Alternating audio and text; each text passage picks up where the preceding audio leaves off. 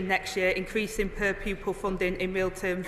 And as her constituency, home of the British Army, I know she will also welcome the expansion of childcare support to service families deployed overseas, saving families around £3,400 a year. And I'm happy to ensure she gets a meeting with the relevant minister. Anderson.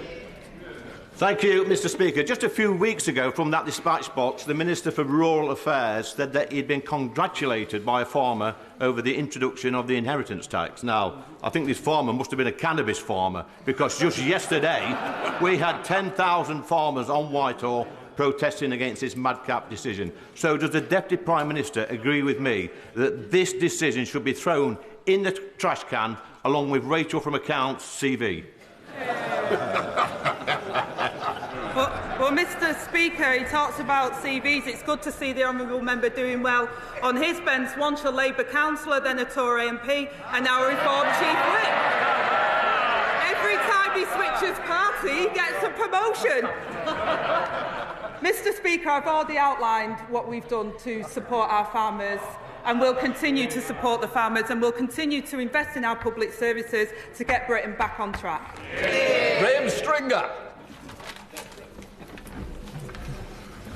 My right honourable friend has come under intense scrutiny from the press at different times. She must have found it very difficult. A press free to scrutinise politicians is absolutely vital in a free society and a democracy. Is she as concerned as I am about the Stasi-like interview that was given to Alison Pearson, the Daily Telegraph journalist, a week last Sunday? And does she agree with me that the Essex Police Force and other police forces would be better trying to deal with shoplifting, burglaries and other crimes rather than intimidating journalists? I thank my honourable friend for that question. And also, it is incredibly important around free speech and our press. It's part of our democracy. But it's also in direct response to his question. Of course, police are independent and it's a live investigation, and therefore it wouldn't be appropriate for me to comment on that. But I do believe that we should have a free press. It's part of our democracy, and we should have free speech. But with that comes responsibility of those that do it. Sir Keith Butt. Thank you, Mr Speaker. Yesterday I met with three constituents in Parliament, Duncan Hawley, his wife Nicola and his 10-year-old daughter Hattie.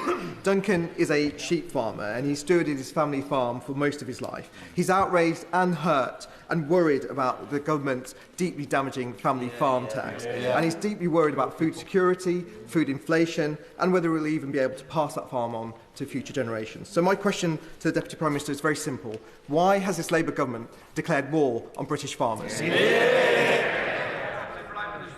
Well, I say to the honourable member and to Duncan and Nicola that this government hasn't declared war on farmers.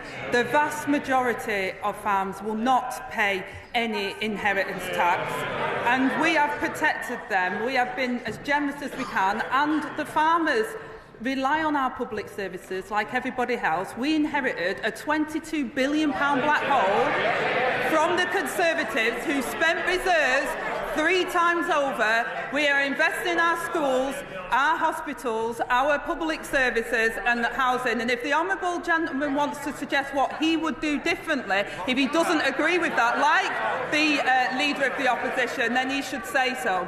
Dr. Samuel. Mr Speaker, the previous government failed countless women through chronic underfunding of maternity services.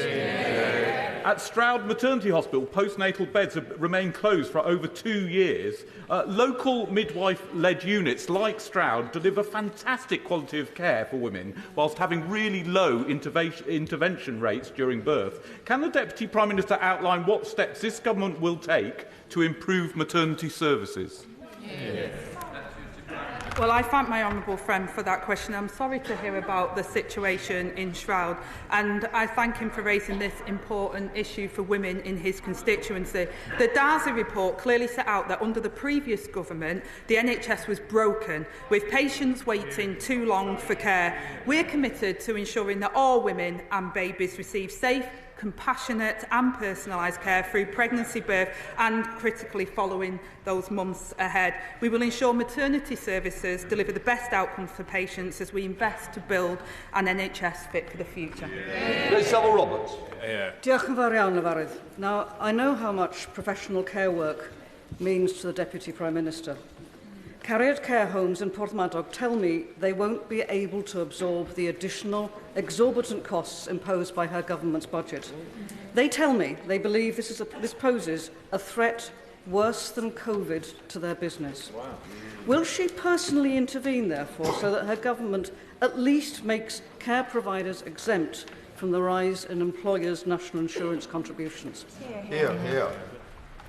Well, she's absolutely right to say that I absolutely value the work of care providers and carers across the whole of the UK, and that's why we've put additional funding in through the budget as well. And we've also been making sure that care providers and those that work in the charities, including hospices, amongst the tax regime provides the most generous amongst in the world, Mr. Speaker.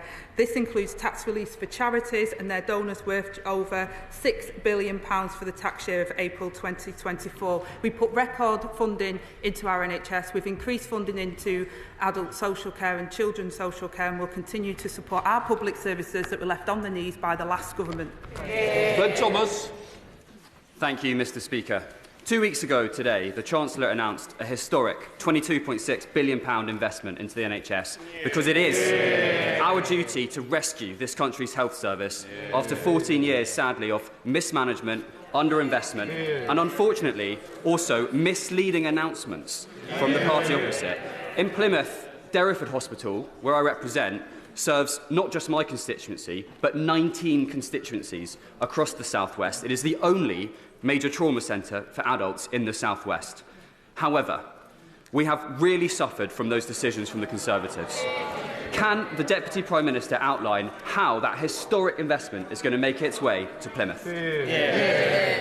Well, I thank my honourable friend for being such a champion for Plymouth, and as he knows, we're providing £25 billion extra over the next 2 years from the Department for Health and Social Care, including the largest capital budget in real terms since 2010, and we'll make sure that every corner of the UK can see the generosity and how that will improve services for them. And I'll make sure he gets a meeting with the relevant minister to discuss in detail how Plymouth will be able to capitalise off that. Thank you, Mr. Speaker. The town of Cheshunt in my constituency of Broxbourne has no banks or building societies. We've been told we're not eligible for a banking hub. We've been told we're not eligible for a banking hub. Does the Deputy Prime Minister agree with me that every town that wants a banking hub should be eligible for one so that my residents can have access to their hard-earned cash? Well, Mr. Speaker, we've committed to 350 banking hubs through this Parliament, and I'm sure the Minister will be happy to meet with him on that point. But I'm also hopeful that he also will be thankful of the Levelling Up Fund Round 2 money that we secured, with £14.3 million going to Waltham Cross Resistance Project, regenerating the town centre for his constituents. Jonathan Hinder. Thank you, Mr. Speaker. I know better than most that under the last Tory government, neighbourhood policing was stripped away, leaving the police invisible in towns like those I represent in Pendle and Clitheroe. As a former police inspector, I'm delighted that the new Labour government has committed to rebuild neighbourhood policing. Can the Deputy Prime Minister assure my constituents that Labour's neighbourhood policing guarantee will soon ensure that every town has a dedicated neighbourhood team? Well, Mr Speaker, I thank him for his expertise in this area and for the work that he did previous to coming to this place. Tory austerity has decimated neighbourhood policing, and we'll put thousands more neighbourhood police and PCSOs back on our streets to ensure every community has a named local officer, and we'll tackle illegal drugs, half-night crime, crack down on antisocial behaviour and go after the gangs who lure young people into violence. Dr Andrew Meredith. Thank you, Mr Speaker. The Scottish and Welsh governments have banned the construction of new waste incinerators because of health and pollution concerns. The last government paused them and committed